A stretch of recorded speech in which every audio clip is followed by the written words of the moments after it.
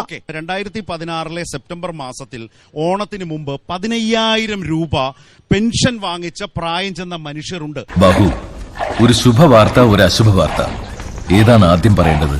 രണ്ടും പറയൂ. മാസം 80 ലക്ഷം രൂപയാണ് ഹെലികോപ്റ്ററിന് വാടക കൊടുക്കുന്നത്. മുഖ്യമന്ത്രിയുടെ കാലിത്തൊഴുത്തിന് 42,50,000 രൂപയാണ് ക്ലിഫ് ഹൗസിൽ കാലിത്തൊഴുത്ത് നിർമ്മിക്കാൻ വേണ്ടി കൊടുത്തത്. താനെന്താ ഇങ്ങനെ സംസാരിക്കണേ? നെൽ കർഷകർക്ക് കൊടുക്കാനുള്ളത് കോടികളാണ്, 400 കോടി.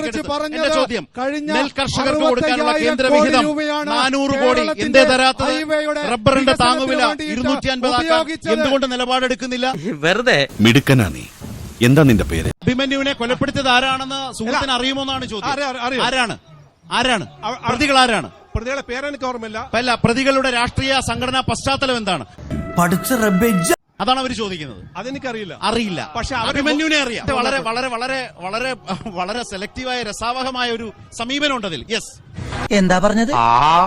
ക്ഷേമ പദ്ധതികൾ, അത് ജൽജീവൻ മിഷൻ ആയാലും അതേപോലെ തന്നെ മാതൃബന്ധൻ യോജനയായാലും എല്ലാം തന്നെ നമ്മുടെ പ്രദേശങ്ങളിലേക്ക് എത്തണം. അന്യനാട്ടുകാർക്ക് എന്നെ അറിയാം. അതിന്റെ തെളിവാണ് ഈ ബൊക്കയും ഈ മാലയും. നമുക്കറിയാം, ഇന്ന് തെരുവ് പട്ടികളുടെ ശല്യം കാരണം നമുക്ക് പുറത്തിറങ്ങാൻ പറ്റാത്ത അവസ്ഥയാണ്. അപ്പൊ അങ്ങനെയാണ് നീ ഇവിടെ എത്തിയത്. 104 ആളുകളോടാ പറഞ്ഞത്. നിങ്ങൾ കേൾക്കണം. 104 ആളുകളോട് പറഞ്ഞു, സർക്കാർ തരുന്ന 15 ലക്ഷം വാങ്ങിക്കോ, ഞങ്ങൾ 8 ലക്ഷത്തിന്റെ വീട് വെച്ച് തരും.